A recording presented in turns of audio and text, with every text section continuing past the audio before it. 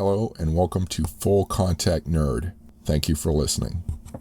I'm speaking with Jess Nevins, author of Horror Fiction in the 20th Century, Exploring Literature's Most Chilling Genre, published by Prager, January 2020. Thank you for speaking with me. Well, thank you for having me. I'm pleased to be here. So first, how did you get into studying horror fiction and writing about it?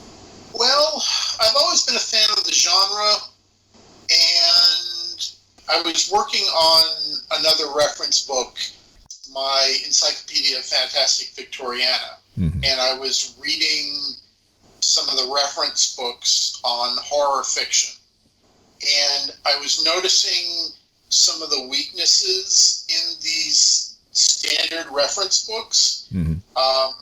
Things like not really paying attention to women writers of horror, not really paying attention to the 19th century roots of horror, and completely ignoring horror writers outside of the English-speaking countries, France and Germany. And I was getting more and more frustrated until I finally realized that I needed to write the book myself. There's that old Benjamin Disraeli line about how when I want to read a book, I write one. Well, in this case, when I want to read a reference book, I kind of have to write it myself because I have offbeat tastes. So that got me started down the path of writing the book, but the more I got into it, the more I realized that there was a whole world of horror fiction that is not in any English language reference book or any English language book at all. There's a world of horror fiction that's never been translated. And I had to do a lot of translation myself by hand, but the end result was being exposed to this wonderful breadth and depth of horror fiction and horror novels. And that fed into my book wonderfully. Did you find, I've noticed often certain publishing houses will focus on putting out certain genres such as horror. Did you see that sort of thing in non-English speaking countries as well? It wasn't until the 90s and Stephen King that horror became a separate genre, a separate marketing category, I should say. In non-English speaking countries. There were countries like South Africa, which had a strong tradition of horror. And there were countries like Spain and a lot of the Latin American countries and Brazil, which had published horror fiction of various stripes over the course of decades. But it wasn't really until the 90s when publishers around the world realized that there was a lot of money to be made publishing horror fiction. And so they put time and money and emphasis on publishing it. Okay. And I notice your book is laid out chronologically. You have, I guess you call it the golden years at the beginning, and then the middle years, and then the current 1970 to 2000. Within that, how do you break down the subject matter that you look at? I went roughly chronologically, roughly by alternating between America, Great Britain, and then the non-English language countries, which I'm calling the English language countries I'm calling the Anglosphere, and the non-English countries, all of them are outside the Anglosphere. So I go from the U.S. to Britain to the Anglosphere, and that would take up a third of the book. And then within those thirds, I would try to stick to a chronological order, but sometimes I had to pay a lot more attention to movements within the genre or subgenres of horror. The book is primarily chronological and linear, but it does get a bit discursive at times because there are aspects of horror fiction horror fiction's history that I find very interesting. And so I hair off in one direction or another and pursue it to an end and then get back to the main chronological process. In the last third of the book, I talk about the history of horror fiction in comic books, and then the history of horror fiction in young adult fiction, and then horror fiction in gay and lesbian literature, and then horror fiction in American Latinx literature and Australian Aboriginal literature and Native American literature. So, in answer to your question, primarily chronological, but with some variations. Is it a mix of like encyclopedic entries and essays, or how does the book break down in that regard? Generally, each chapter is an introduction summary of what was going on in a particular decade or a particular country during a certain section of time, and then I start devoting a paragraph each or more than one paragraph to the major and significant minor writers of horror in each category. So in the first section, M.R. James gets a couple of paragraphs and Algernon Blackwood gets a couple of paragraphs. But I also spend paragraphs on really good writers like Evelyn Smith and May Sinclair, who are either forgotten about now or just not thought of as horror writers. Mm-hmm. A lot of it is me just writing about the best writers of horror, but then when necessary, I'll also talk about movements and who influenced who and why. Mm-hmm. It's not an encyclopedia because I didn't do it A to Z.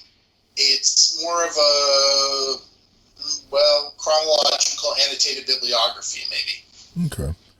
Were you able to trace the lineage of the non-Anglo, I forget the term you used, the Anglo sphere? Anglosphere. Mm-hmm. Did they have any distinct lineages the way, you find in the Anglo world, or how did you see it there? A lot of times I did.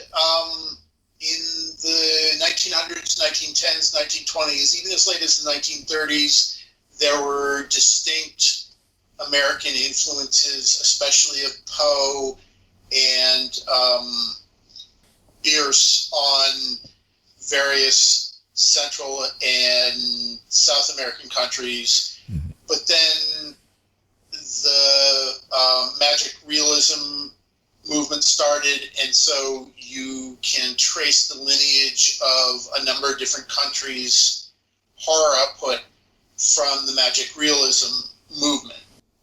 You could construct a huge genealogy chart linking most countries and most countries' authors together going back to Poe, but there are always countries and authors who pretty much came out of nowhere. There's a Rwandan author from 92 who wrote a piece of far future science fiction horror that I don't know what impelled this author to write this book. I suspect that the tense times in Rwanda had a lot to do with it, but I'd love to know what authors inspired him to write such a peculiar book.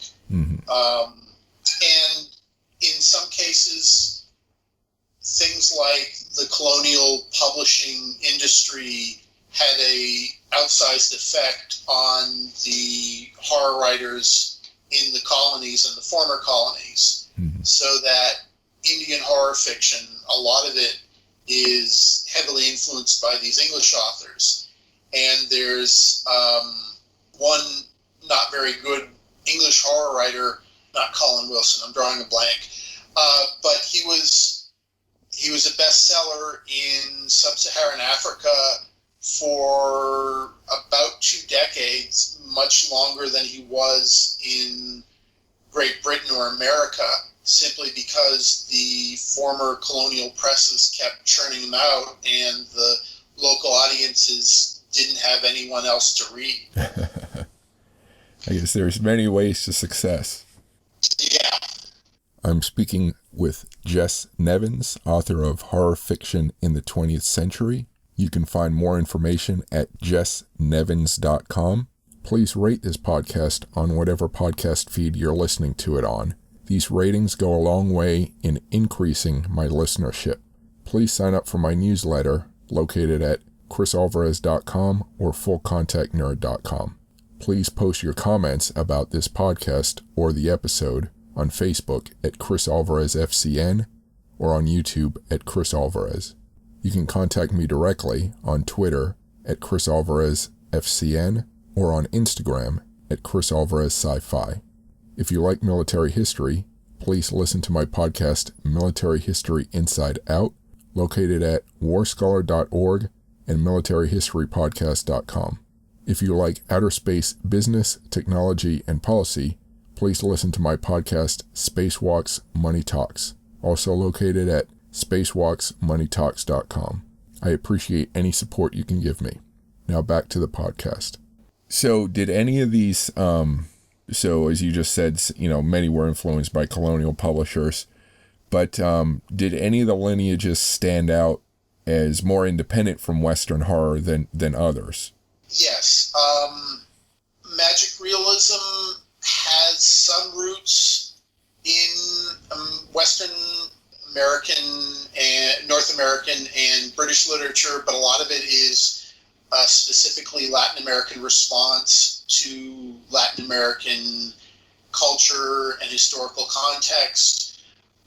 Chinese horror fiction and Japanese horror fiction is very much native grown and native influenced. Things like Indonesian and Malaysian horror fiction, South Korean horror fiction, these are all homegrown and didn't really have a lot to do with what was being published elsewhere, good and bad. Basically, the farther away you got from the United States and Great Britain, the less influential American and British authors were on the native authors. Now, that changed in the 90s when the great horror publishing boom internationally meant that authors in Japan, for example, were being exposed to Lovecraft for the first time, and suddenly we're doing a lot of Lovecraftian horror. But in the 50s, 60s, 70s, 80s, it was all their own doing, all their own work, all their own influences and cultural context and all that. So in these different lineages, I'm curious, horror involving people, horrific, human beings, versus horrific monsters or, something like that. Do you see, what kind of differences do you see in that sort of antagonist? Magic realism and maybe 55% of all Latin American horror is about the environment and the universe acting upon a person, a more or less innocent person, or driving someone mad and then tormenting them further. And 45% is about the horror that comes from people's actions. Eastern Europe seemed to be fairly evenly split between Gothics, which were very much about the past working on the present and people caught in the backwash of the past. Evenly split between the Gothics and stories about, or allegories about the government or about communism, with individuals standing in for society as a whole. I would say that the monster as the source of the horror tends to happen more often in American and British horror fiction, English language horror fiction, than in non-English language horror fiction. There are plenty of examples of monsters in non-English language horror fiction. Africa had a couple of West African countries had a few great stories about kaiju-sized creatures in the 20s and 30s. But generally, it's either the universe acting upon a person and the universe being the monster, or a crazed or evil or simply metaphorical person tormenting other people. It's a general rule. It's not 100% accurate. I can already think of some exceptions, but as a generalization, it's roughly accurate. Well, it's interesting just to hear the different ways that horror can be expressed. You know, these different categories that you listed it's really interesting to learn about it in that way.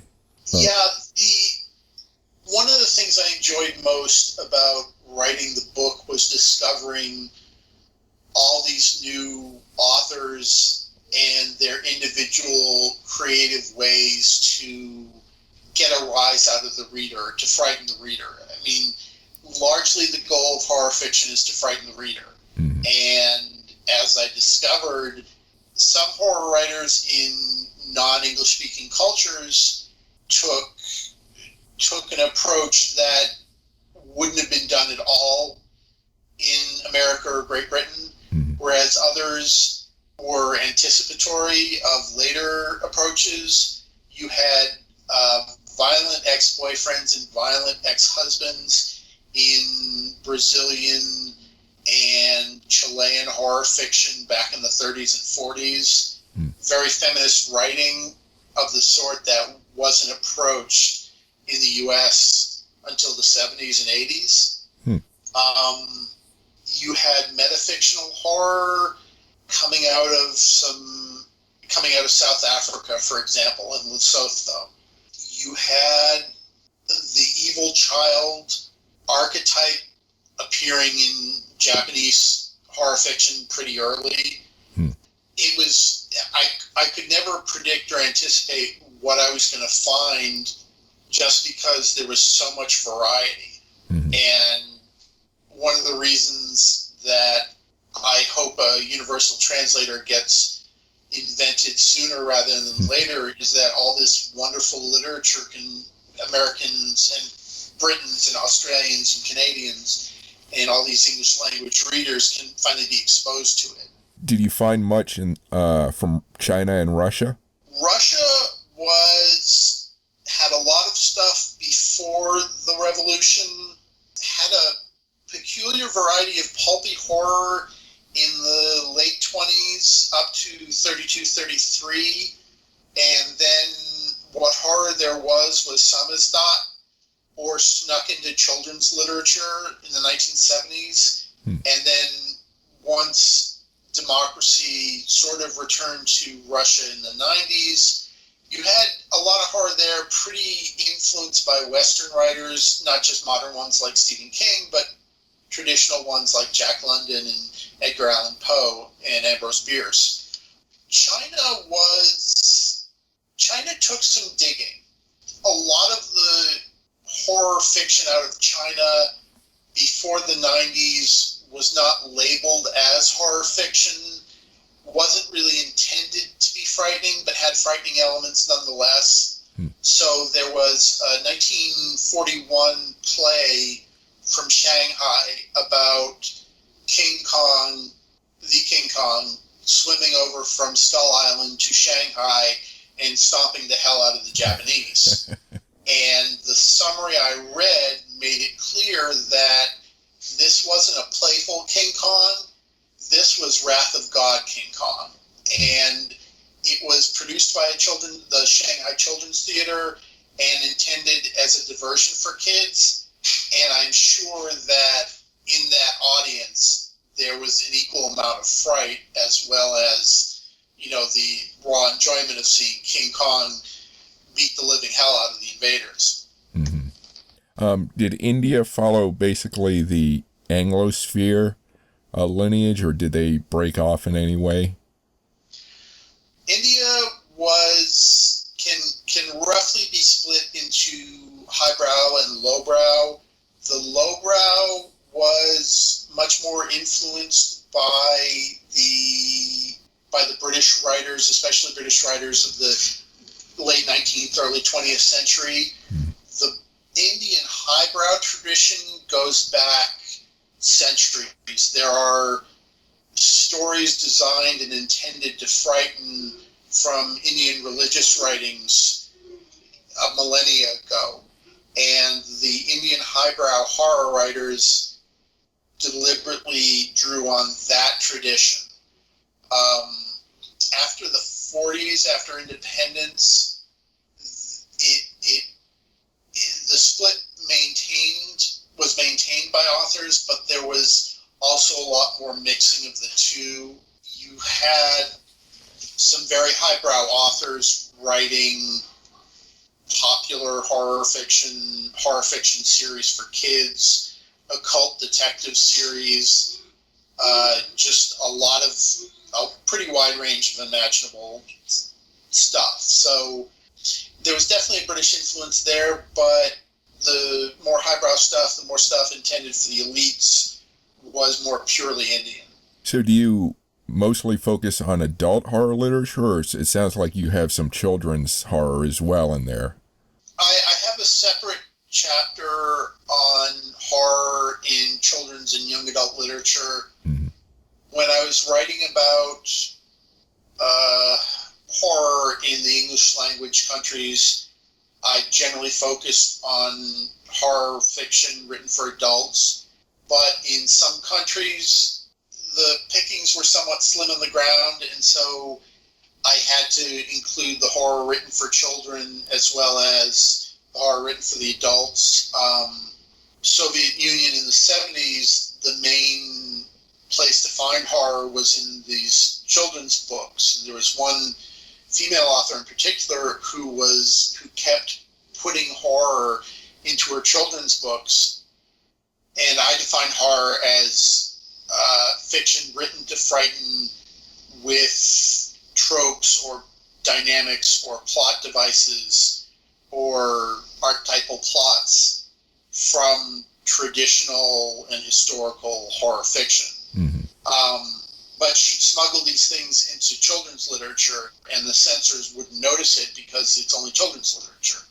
So when I was talking about Soviet Union in the 70s, that's really all there was. And so I wrote about that, not just because it was all there was, but because it's pretty interesting that this author managed to slip it in there for well over 15 years, if I'm remembering correctly. Okay.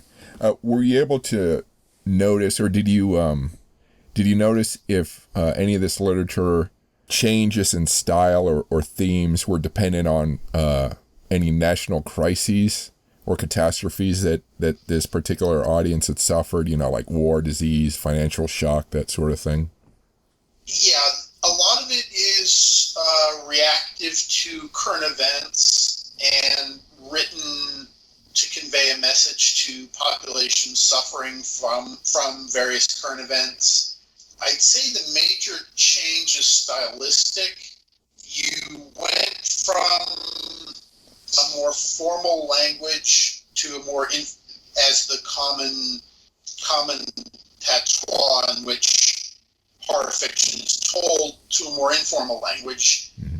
After the great horror boom in the U.S. in the 70s, it reaches Britain in the 80s, and then everyone else in the 90s. And so traditional Chinese horror fiction from early in the 20th century is very formally structured, very formally told, whereas Chinese horror fiction in the 90s is on par with anything written in the U.S. in terms of slang, informal approach, stylistic innovation, that sort of thing. There was definitely, in Soviet bloc countries, there was definitely a lot of allegorical stuff about the influence of communism on the average Bulgarian or Hungarian or Romanian or whoever. Mm-hmm. That changed after the Soviet Union fell apart, and then there was horror fiction about the horrors of basically reconstructing the country. But I would say that horror writers around the world are as reactive to calamities and financial woes as American and British writers are. It's just that because there's a lot less horror literature in a lot of these countries, the examples stand out stronger than they do here. Okay. Are you able to identify any works that you consider the most important in horror literature as far as creating change or new styles or some other impact? Like him or not, Lovecraft was very influential in horror fiction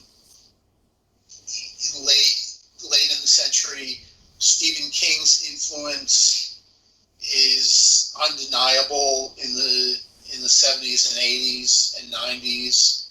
I would say that 3/4 of the horror fiction in the English language world can trace itself back to Arthur Machen and Algernon Blackwood and M.R. James and Lord Dunsany, who I call the Machen Quartet of the 1890s, 1900s, 1910s. Mm-hmm.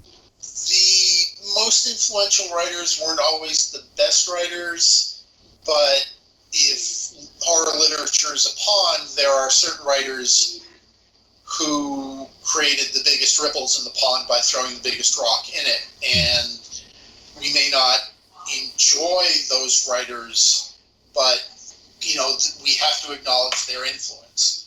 Internationally, I'd say someone like Borges on magic realism and Latin American horror was the big influence. I'm trying to think who else. In the 50s, there was a group of Californian writers who were known as the group.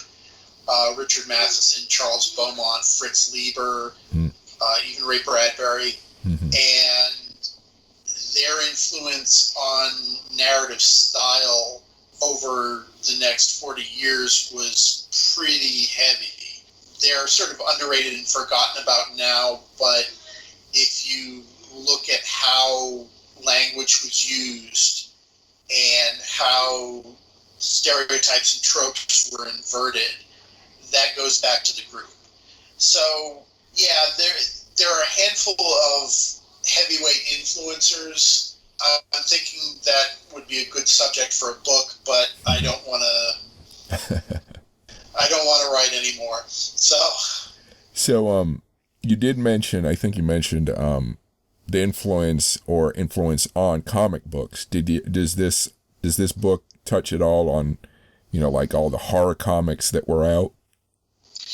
Yeah, I do a bit on manga, and then I have a chapter on the horror comics of the late 40s, and then EC and all the EC knockoffs, mm-hmm. and then the reaction to horror comics being banned in 1954 by Wortham and the Congressional Subcommittee, mm-hmm. Which led to the Marvel and DC horror comics of the 60s, which led to the horror magazines of Marvel in the 70s. Mm-hmm. So I cover all that. One shortcoming of the book is that I really needed to spend time talking about horror comics in the 80s and 90s, but I just ran out of space. I had a hard word limit from my publisher, and some things I just didn't have the space to include, and that was it. How much is sex tied in with horror over the 100 years? More and more as time goes by. I'd say it's a recurring theme, but it gets somewhat explicit with Arthur Machen, and then it's all subtext until the 50s and 60s, and then it becomes foregrounded with the Stephen King generation. But in terms of the sexual allure of a woman or man leading to the destruction of the victim, that's a traditional plot that's never going to go away in horror fiction. Mm-hmm. I would say before the Stephen King generation of the 70s, it was almost always subtext. There are a couple of examples I can think of where it was foregrounded, surprisingly so, in various ways. But and certainly when authors made it subtext, they were deliberately doing it. But it's more alluded to than anything else. I'm thinking of a particular horror story written by a woman author in the early 40s where she gets a note from it's the main character, the protagonist, is in London during the Blitz, and she gets a note from her ex-husband that he's going to see her soon, and whether or not she likes it. And she just shakes her head at his foolishness and then goes out to catch a cab. And her ex-husband is driving the cab, and the last image of the story is her vainly beating on the windows of the taxi cab as it drives her off to her doom. Title of the story is The Demon Lover. I can't remember who wrote it. But sex was strongly present in the story without ever being explored. So, yeah. I'm speaking with Jess Nevins, author of Horror Fiction in the 20th Century. You can find more information at jessnevins.com. Please rate this podcast on whatever podcast feed you're listening to it on. These ratings go a long way in increasing my listenership. Please sign up for my newsletter located at crisalvarez.com or fullcontactnerd.com. Please post your comments about this podcast or the episode on Facebook at Cris Alvarez FCN or on YouTube at Cris Alvarez. You can contact me directly on Twitter at Cris Alvarez FCN or on Instagram at Cris Alvarez Sci-Fi. If you like military history, please listen to my podcast Military History Inside Out, located at warscholar.org and militaryhistorypodcast.com. If you like outer space business, technology, and policy, please listen to my podcast Spacewalks Money Talks, also located at spacewalksmoneytalks.com. I appreciate any support you can give me. Now back to the podcast. Another big sort of subgenre of horror I like is horror and sci-fi. The Cuckoos of Midwich comes to mind. Of course. I guess that can be classified either, or is it more a sci-fi with horror or horror with sci-fi? And how much horror and sci-fi have you found? To take the last part of your question first, there's a decent amount of sci-fi horror. It depends on how you define science fiction. My definition is fairly broad, so I'd say I found a good amount of sci-fi horror, but other people who are more restrictive about how they define science fiction would look at the examples I chose and say, no, that's not SF. I tend to think of horror not so much as a genre as an approach or an authorial intention. If it is a genre, it's one of the most missable of all genres because you can put horror into any other genre and it mixes easily. You can do noir horror, you can do romance horror, you can do Western horror, science fiction horror, baseball story horror, railway pulp horror. It always mixes easily with whatever genre it's in. I would say that sci-fi horror became less successful in the 80s and 90s, in my view anyway, when the science fictional impulse became a lot more space opera-y and taking humans off Earth into outer space, into asteroid fields, onto other planets, and into alien empires, or into space wars, or anything like that. I tend to think that that horror mixes best with science fiction when it's a science fictional universe that is either uncaring or actively hostile to humans, which is hard to do that when you're writing space opera, for example. And of course, there are always exceptions, but I would say, yeah, there's a lot of science fiction, horror. I think they mix well as genres go, or as genres and approaches go. But I tend to like the stuff before, say, 85 and after 2010 more than stuff of the late 90s and the aughts. That's just me, though. What do I know? What would you include stories where someone descends into madness without like a precise antagonist, or would horror need to have an antagonist stimulating the madness that the character is suffering from? The way I define horror, no, you don't need to have a monster. You don't need to have an antagonist acting upon the protagonist. Theorists of horror fiction go back and forth on whether you need a monster or not. I tend to fall into the no monster school. There are, in the book, I cover more than a few examples of very successful horror stories and novels that are all about unreliable narrators being made more unreliable by what they are either seeing or think they're seeing. And there's no real antagonist in these stories, just a descent into madness. And with the descent into madness comes frightful moments for the reader. And that, to me, satisfies the definition of horror. So to answer your question, no, I don't think you need a monster or an antagonist, someone going mad and becoming frightened of the walls in their room. That works just fine. Good. Yeah, personally, I like that too, and that gives me another reason to want to read your book, since that's your approach. Yeah. So let me turn to how you did the research for the book. You mentioned a few of the things you did. Can you go into more detail on how you gathered all these stories and came up with your thoughts and ideas?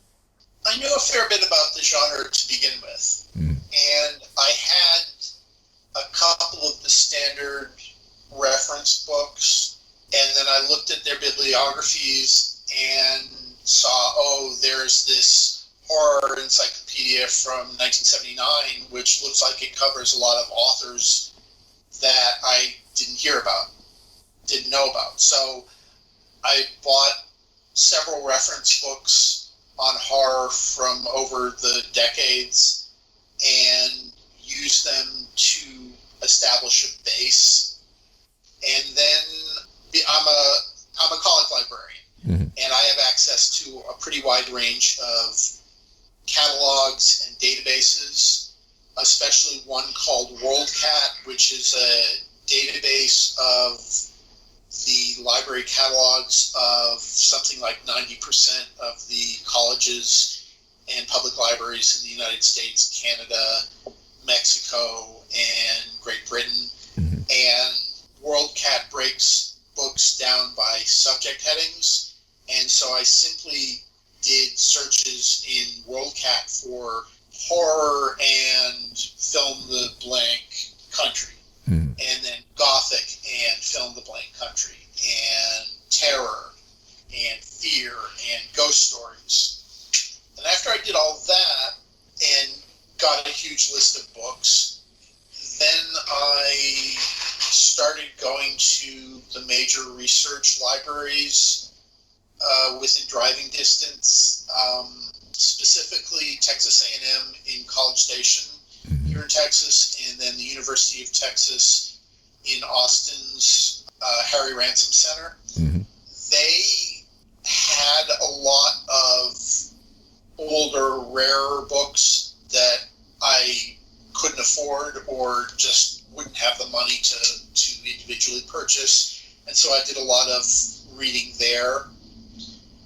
As I delved ever more deeply into international fiction, I realized that on the one hand, buying copies of the books wasn't going to be that bad because a lot of them are only translated into French, and buying used French books from the 70s or 80s or the 60s or 50s is fairly manageable on a librarian's salary. That was the good news. The bad news was that I had to do the translating myself. Yeah.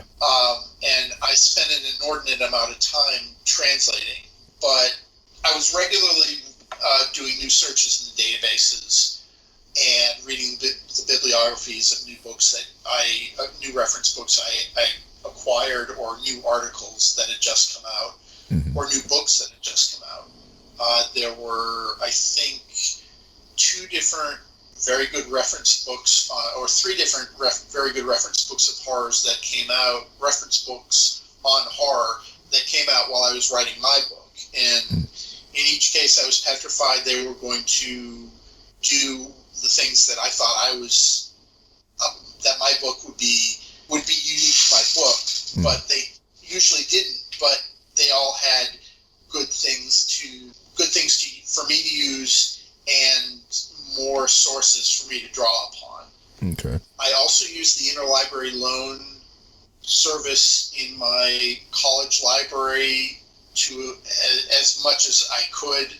A lot of the non-English language books are held in libraries that my library could borrow from, so I get books from there's a national library in Hong Kong that sent me a book on Chinese horror films. I learned a lot more than I would have ever have guessed about the Chinese horror film industry in the 30s and 40s. It was unexpectedly fascinating. But I was borrowing books from all over. I also ended up taking a trip to the British Library in England and the Bibliothèque Nationale in Paris. So I spent a fair amount of money to write the book, but I'm very happy with the end result, and the money was worth it. So, I mean, the whole project sounds fun, but was there anything that stands out as the most enjoyable part of what you were doing? The most enjoyable part for me was finding some book that not only had I never heard of, but that had Google search results of like 10,000 or 5,000 or 1,000. The real unknowns that turned out to be fantastic reads. There's one Brazilian novel from 1908 that is going to be reprinted in a year or 2 by the MLA, the Modern Language Association. I'm writing an introduction for it. It's science fiction and fantasy and horror.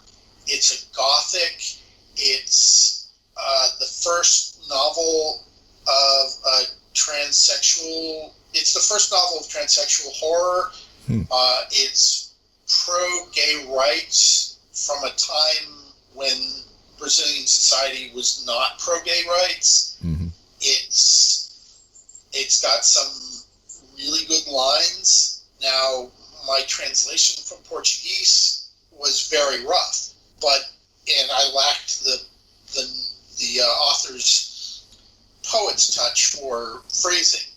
But even what I translated, I was excited about, just because it was this grab bag of excellent stuff that, as best I can tell, well, it's a story. There's a story here, but basically, the author got on the wrong side of the modernists in the 1920s and was banished from literary society in Brazil for the rest of the 20th century, and has only made a comeback in the 21st century.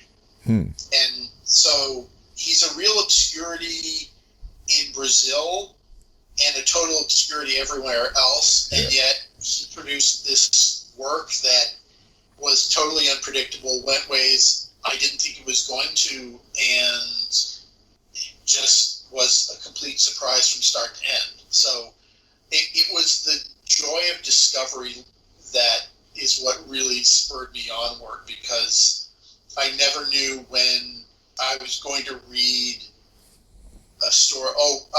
The University of Texas at Austin, in their general library, has 2 books of English language Indian horror fiction from the 40s, from right after World War II, that are heavily Poe influenced, but in a very Indian context. And so you had 3 stories that are sort of like Poe's Chevalier Dupin stories, but they are very Indian at the same time. And, well, I just love finding things like that, because it's joy of discovery and joy of being able to, in a way, claim ownership of them in the book as well. What's the English title, or what will be the English title of the Brazilian work you mentioned? The Sphinx. The Sphinx, and what's the author's name? Coelhoneto. I think that's it. Coelhoneto. I haven't thought about it in a few months. The Brazilian title is Esfinge, and there's actually a copy of it online in Portuguese that you can find, and just run through a Google Translator to get a general gist of what's going on. Interesting. Like I said, the MLA translation should be out. Well, it was supposed to be out 2021. It's probably now going to be out 2022, but it'll be worth waiting for. Okay. Now, this next question I was going to ask, but I read someone did an interview with you, birds-feather.com. They had a pretty good interview, and they asked this question of what you found most surprising. But what I'm going to ask a twist on that. So your answer included you were surprised by how many female writers of horror there were in the 19th century. My question is, did you find that same ratio into the 20th century? And if not, what changed, or what do you think changed? The quick answer to that question is that male editors and male publishers were uneasy with female dominance in the field, and when some male authors hit it big, the editors and publishers essentially decided to blackball the female writers and highlight the male authors, and thereby turned 20th century horror into a mostly male-dominated publishing category, where in the 19th century it had been female-dominated. That's a pretty broad generalization, I know, and I can think of exceptions to it, of course, but there are other reasons why horror in the 20th century became male-dominated for most of it, which was the reverse in the 19th century. Part of the reason was that women authors of horror tended to tell more traditional ghost stories, and of course there are exceptions. There are always exceptions, but traditional ghost stories were the meat and drink of female horror authors for a good few decades, and the traditional ghost stories they told were seen as old hat and cliched by horror fans and even horror critics. So tastes changed, and a lot of what the female horror writers were writing were seen as undesirable. But at the same time, just like in the 19th century, in the 20th century, in the 30s and 40s and 50s, when horror seemed to be almost entirely male, there were women's publications that were publishing horror stories. And there were outlets for female writers in terms of publishing lines that weren't available to men. I know the best-selling female horror writer in Britain in the 70s was Rosemary Timperley. And I've been able to find a little bit about her, but there's a lot more that I don't know that I wasn't able to find out about. Nonetheless, she was the best-selling horror author. And she wasn't writing in mainstream magazines. She was writing for women's magazines and was publishing romance or gothic romances, which had a lot of horror elements in it. Okay. So, on the one hand, there was an intentional effort by the publishing industry to de-emphasize women's authors and emphasize male authors. But on the other hand, the female authors kept writing and were writing for women, writing for a female audience that sort of went unnoticed by the male horror audience. Interesting. It's an area that will reward future feminist researchers because it's unexplored. It'll take a good bit of digging to find these, but what you'll find in there, I'm pretty sure, from what little I've read in these women's publications, like Women's Pulps, or the Women's Digests, or the Gothic romances, it's high quality. It's just not what, it's unexpected, and it's not what was read in the mainstream of horror fiction. So get after it, PhD candidates. I just gave you a subject. Yeah, that sounds really, really interesting. A lot of nuggets there to dig up. A lot of gold nuggets. So you also mentioned you were surprised at how transgressive 70s fiction was. And that brings to mind, film at that time was also transgressive, or, really exploring different things. And I'm curious, did you look much into the interplay between, film and literature, how horror film affected maybe what kind of horror literature was written? Generally, I stayed away from film because that would have required a whole lot more research than I had the energy to do. Mm-hmm. And also because the genre of horror film has been covered pretty well. I was afraid I didn't have anything new to say. And I was facing the hard word limit put on by the publisher and decided I was just going to stick to literature and prose and comics and everything, and the printed word rather than what was filmed. Mm-hmm. But I did briefly talk about the rise in British horror fiction in the early 30s and the British government's censoring of it, and how that was indicative of the British audience's approach to horror in the 30s. Basically, British horror was not what British readers wanted to read for the most part in the 30s. And just as they turned against film, the government turned against film, but the people went along with it. The people basically tuned out the native British writers, and what had been a British-dominated genre in the 1910s, 1900s, and even 1920s pretty much became an American genre, and for good. So apart from providing the information we've discussed to readers, what else do you hope the book will do? Most of all, I hope it will get people curious about horror writers from outside of the U.S. and Great Britain, because there's an increasing amount of it in translation, and this is especially so over the last 10 years. And these translated works are usually pretty well translated and have great power, great surprises. Mm-hmm. They're not at all what you would expect. They're not at all predictable if you're coming at this purely from having read American and British horror fiction. I know this is kind of an elitist approach, elitist thing for me to say, but the more international stuff you read, and you can find a lot of it in libraries. You can request a lot of it through libraries' interlibrary loan service. You can buy used copies fairly cheaply.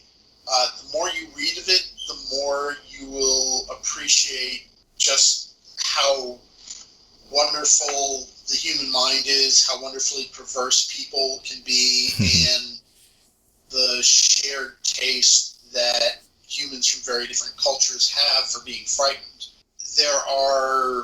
I could do a really good anthology or a really good novel series of just female writers from Spanish-speaking countries, because just those writers, just the women alone, just the female writers of the 30s, 40s, 50s, and 60s were doing powerhouse stuff that is only now being translated. And if modern readers read it, it won't be like anything they've read before in a very good way. So that's the number one thing I hope people take from my book. Mm-hmm.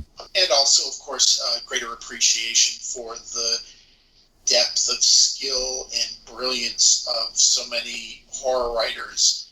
The Monkey's Paw is one of the most cliched stories in English language because everyone's read it, everyone knows the plot twists. Yeah. It's been parodied and redone over and over, but if you look at it with fresh eyes, you'll see that it's really a very tight story. Mm-hmm. Packs a powerful punch in relatively few pages, and a lot of the classics are like that, and we have forgotten them because we're focused on the new. Mm-hmm. So, yeah. Those are the two things I hope you take away from it. So you mentioned the word count with the book. Did you have any other difficulties in getting the book finished or published? No. Editing, when I decided to add international authors, non-English language authors to my book, I decided I was going to just write everything and then I'd edit it down when I was done. I had so much international material that I ended up doing a print-on-demand book just of international non-English language horror writers. Huh. That one is called Horror Needs No Passport. What's in 20th century horror fiction in the 20th century is the painfully edited down version of what I spent more time in Horror Needs No Passport. Editing down to get to 110,000 words was the most difficult part of writing a book. Everything else was about standard for writing a book like this. Mm-hmm. The publishers were a dream. They were very supportive. They really liked what I turned in. Okay. I've written more difficult books, definitely. So I have very fond memories of the reading and writing process for the book. What's your current writing project? I'm writing a role-playing game. It's a game about the Viking invasion of England in 865 AD, and I'm writing it using the rule set for Dungeons and Dragons, but throwing out most of the Dungeons and Dragons apparatus and using my own. Okay. It turns out that Viking culture and Anglo-Saxon culture was created and lived and propagated all so that somebody could write a role-playing game about them, because it's not low-hanging fruit. It's fruit that's been lovingly peeled and chopped and fed to me by hand. The Viking beliefs in magic so neatly fit into Dungeons and Dragons style character classes that I'm having a hard time believing that nobody's done this before, and I feel like I'm getting away with something.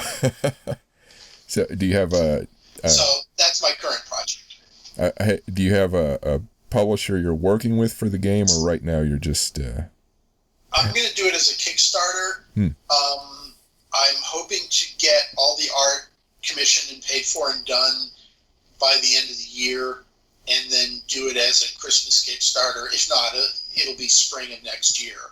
But no, I'm going to do it independently. My previous experience with a role-playing game publisher didn't go so well, and rather than go through that again, I'm just going to do it myself. It'll be an expensive Kickstarter, but I'm really enthusiastic about it, and I think it'll be interesting to enough people to make as a Kickstarter. So I'm excited about it. I'm about half done writing it, and it's not like anything else on the market right now. Cool. So where can people find you on the web, like web page, social media? JessNevins.com. My Twitter handle is Jess Nevins, and I'm on Facebook as Jess Nevins. I don't have any pseudonyms online. It's just me.